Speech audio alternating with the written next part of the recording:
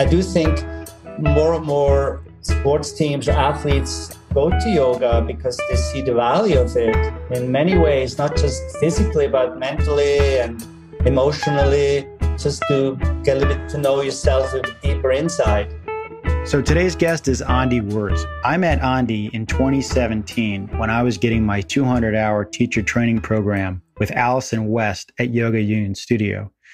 Andi's been doing yoga for over 30 years. We spend a fair amount of time in this episode talking about Iyengar yoga and how helpful props are, rope wall, chairs, bolsters, blocks. And you use those props to really support your body and your alignment and really help you breathe into and strengthen the weak spots in your body. In fact, if you want to see a photo of Andi, if you go to Instagram and look at GTY Podcast on Instagram, you'll see a photo of Andi doing a Warrior 2. And one of the props he's using is not a traditional prop, but he's using resistance bands in his pose. We really get into some great thoughts around bringing awareness into weak and injured spots in your back. Anyhow, thanks for checking in and enjoy the show.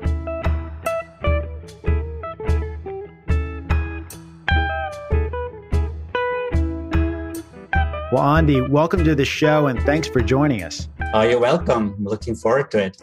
So I mentioned in my intro piece about how I ran into you at Yoga Union Studio, Allison West Studio, which recently closed during COVID, unfortunately, but had been a long time nationally known and probably internationally renowned backcare studio. And I know when I started to really have back issues, I was in New York and sought out Yoga Union to sort of try to get a handle on what I was going through.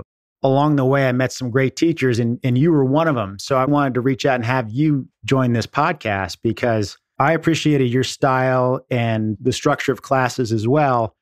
And I personally appreciate the entire Yoga Union experience that I got there. Oh, thank you. I also would like to thank at this point to all my wonderful teachers that I had in my career as a yoga teacher. And that really, I was lucky to meet so many wonderful people and teachers.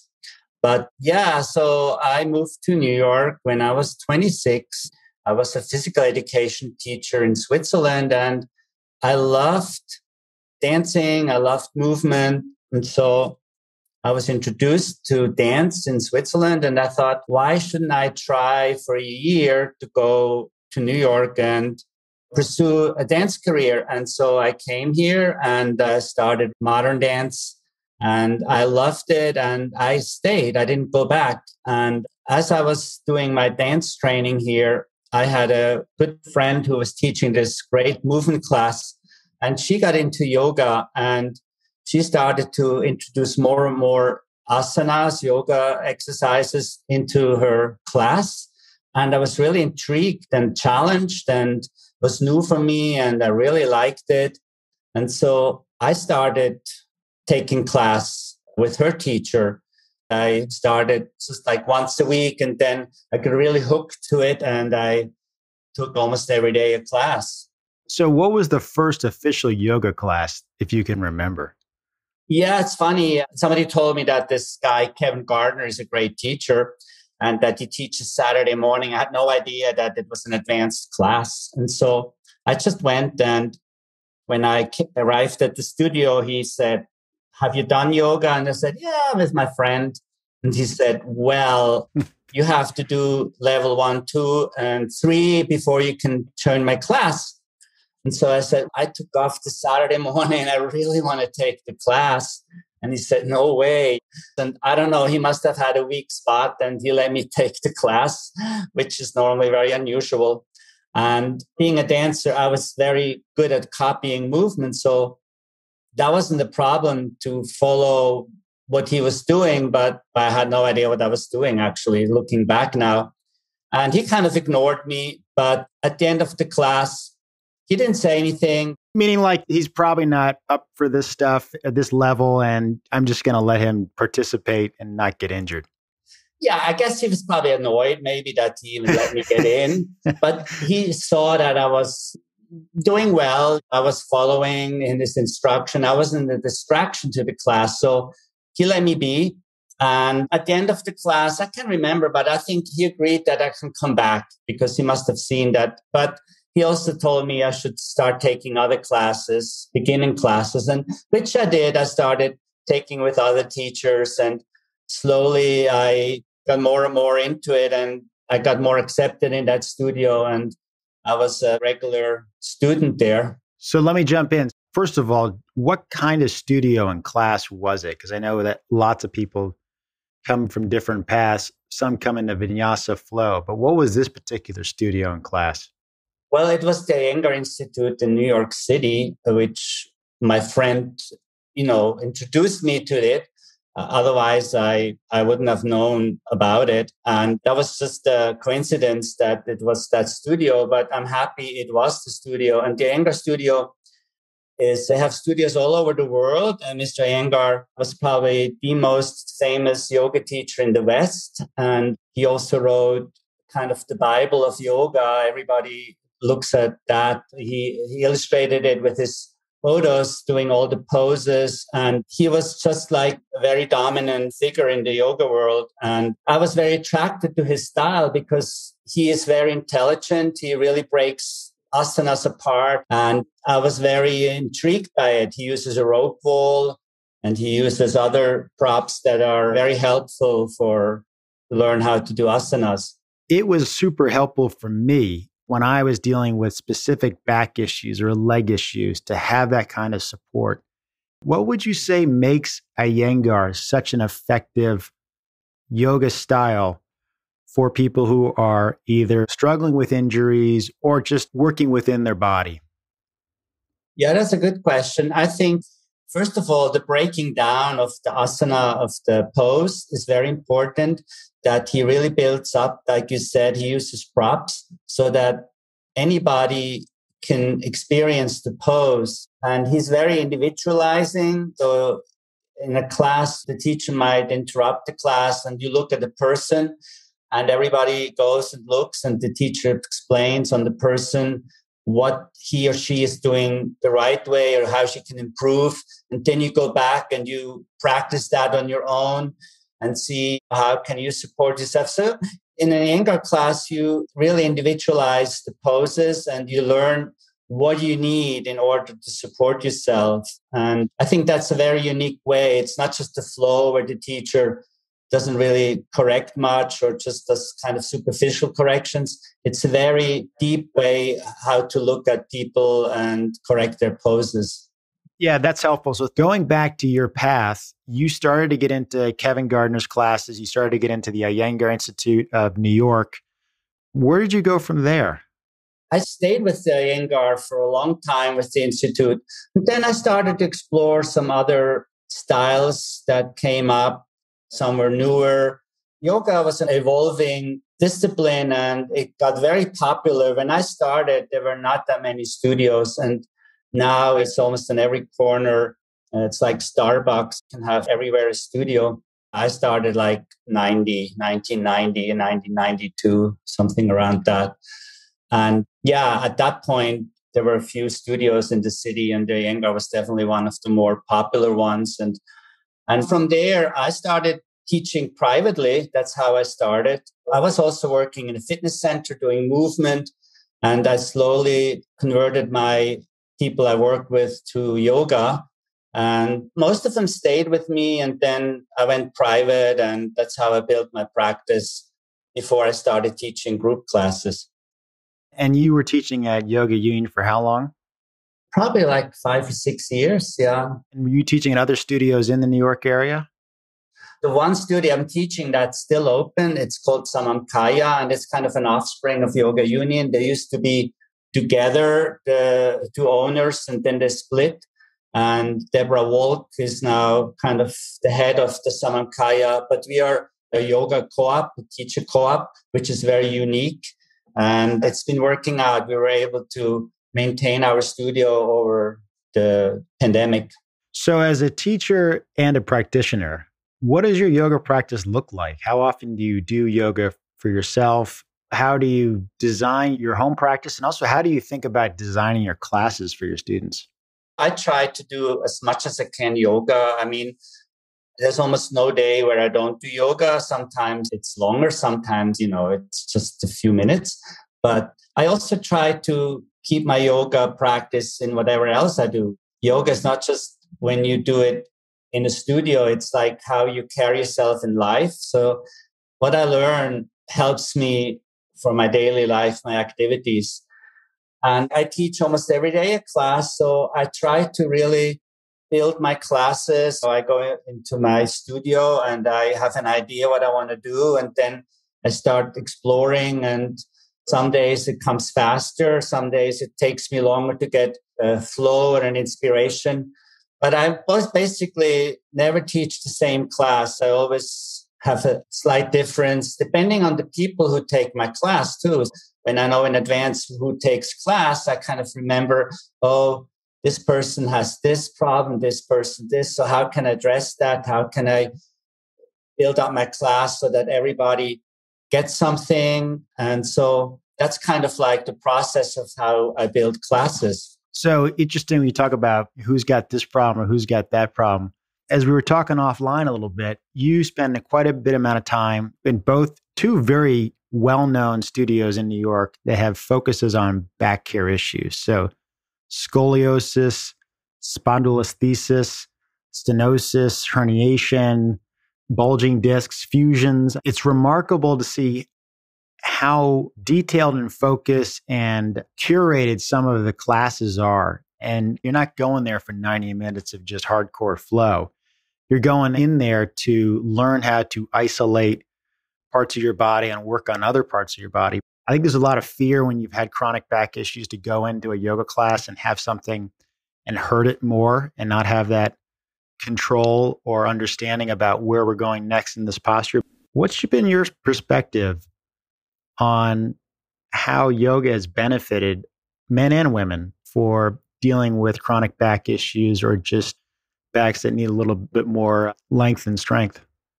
Yeah, that's a good question. If you find the right studio and the right teacher, you shouldn't have a problem going in with any issues like pain, unless it's really chronic.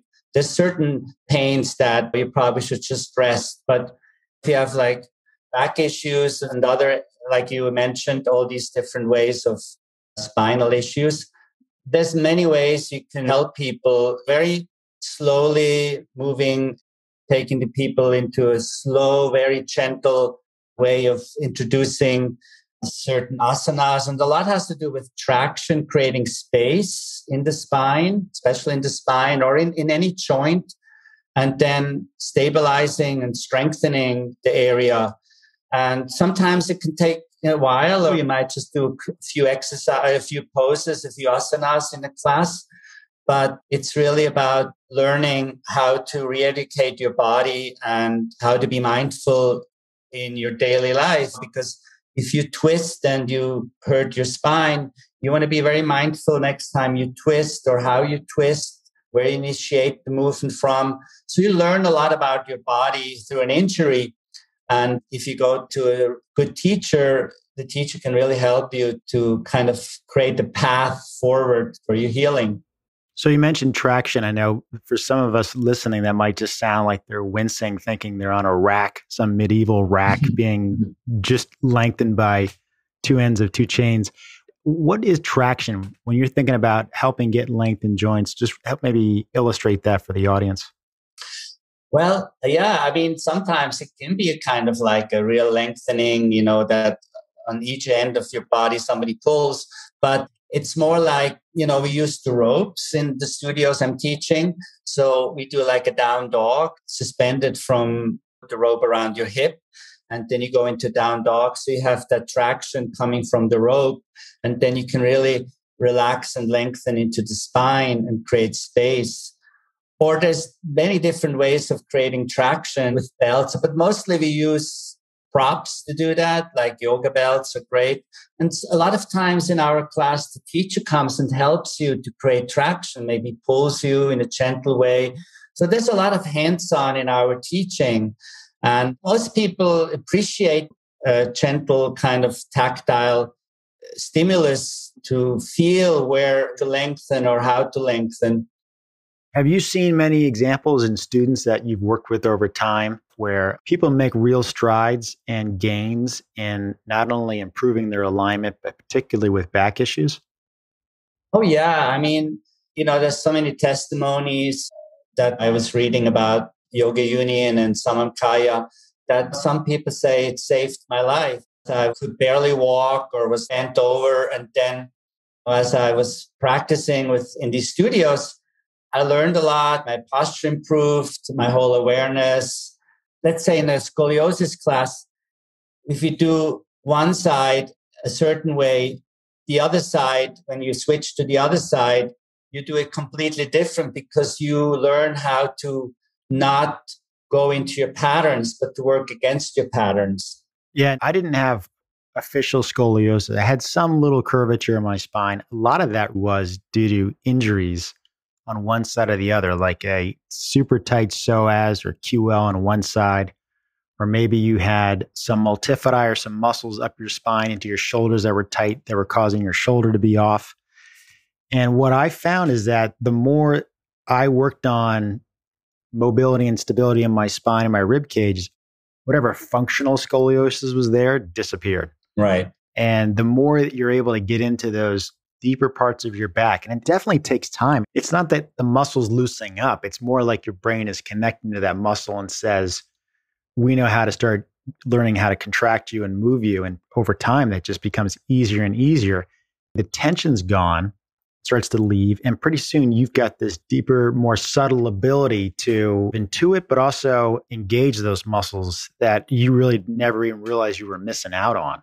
Having chairs and having rope walls and having props to put you in a position for an extended moment of time, and you're not fighting it, you're sort of breathing into that asana, that posture, it totally works. I'm glad you mentioned that. It's not just always traction and lengthening and pulling. Sometimes people have just to learn to relax. And you could do that just lying on your back with your feet up on a chair and just breathing into your tight muscles and learning how to let go. Because a lot of times people don't know, me included sometimes, what it actually means to let go. And it's a deep experience. It's not just the muscles and the bones. It's letting go deeper inside your organs. And the more you peel away the tension in your body and go deeper inside, the more you might be able to understand what you're doing and you have a better understanding of letting go. And so a lot of images we give people just how to work with your body in a way that you get out of your patterns. And then before you start to really do traction, you have to learn to let go. If you don't let go, you can pull and pull on a muscle and it never will change. Yeah, I found there were times that I was in traction in a class and the intention was to do some traction. I could tell my back had not opened up yet in certain spots. And I just knew I was never going to get anything out of traction. It was literally like, my body's just not going to let you do that. I can try to tell myself that it needs to let go, but it has to happen on its own. And it has to happen over time. And really the only way to get in there in a way where you have control over everything is doing something like yoga, which is just slowly knitting your way into these deeper spots of your back. And one little tiny area can be jamming up the whole thing. And that whole thing could be sciatica down your leg to a frozen drop shoulder. It all could come from one little intersection in the middle of your back that happens to be the major crossroads for where all these lines of movements come together. Right. And important is also that you don't give up just after first class, that you kind of continue and trust, hopefully, your teacher or the style that you're doing, that in a few weeks or so, there will definitely be improvement. And sometimes improvement doesn't come linear. It jumps. Suddenly, one day you might feel, wow, I completely changed something in me. And then it might plateau for a while. And then it keeps moving. And that's the wonderful thing of doing yoga. Over time, you can really see how your body has changed. I'd say is sometimes the progress is a little overwhelming because what I notice in my back, and I had real bad injuries in 2013, and it took me a long time to work my way out of it. What I'm finding is that when your body does open up and you start to get length and your femur is no longer jammed in your hip socket, so you're getting length there, your spine's starting to lift, your lower back is kind of lifting out of the pelvis and the mid back out of the lower back and your upper back, all that stuff. When it opens up, you're actually really weak in some of these spots because they're now longer, but they don't know how to be strong as a longer muscle. So there is a little bit of instability. And like I was just swinging a golf club the other day, and after a round of golf, my mid back was really tired. I actually was more tired than I was when I played golf a year ago or 2 years ago because I was swinging a different way because my back was already compensating. So I had stability in how I moved. But now that my spine's kind of taller, it's not used to swinging a golf club 90 times that. So that's where I'm at in my practice is how do you get greater rotational strength and control in your mid back? And so I think about things like, well, if I was in Allison's studio, I'd probably be using the rope wall and using it to support a twist. And maybe I'm sitting on a block to support my weaker lower back and to be able to give my hips a little elevation. And then I would really breathe into it and I would try to learn to contract all those small counter-rotational muscles that stabilize your spine. But I didn't know this stuff a year or two ago or even 5 years ago, right? Right. But the only reason I know it is because I start to feel it. And when you start to feel it and get that awareness, so the discomfort or pain or weakness is the opportunity to move into.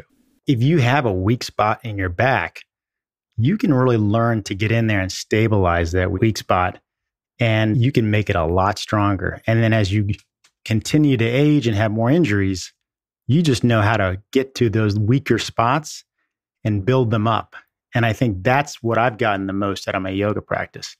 Right. You're absolutely right. You learn a lot about your body and you learn how to take care of your body and not maybe just get anxious each time something happens. And I completely agree. And one thing I also want to mention is we talk here about muscles and bones all the time, but yoga has a lot of other components, the emotional, the mental component. So sometimes people who have pain or they can't let go, it can be completely something that the mind does or your emotions, and how to approach that as a teacher. And that's always challenging. I can see the person just can't let go on a deep level. How do you work with that? You can just say to the person, hey, just don't worry. That's a challenge. And I'm not a psychologist, but I try to be very mindful and compassionate about people and to meet them where they are.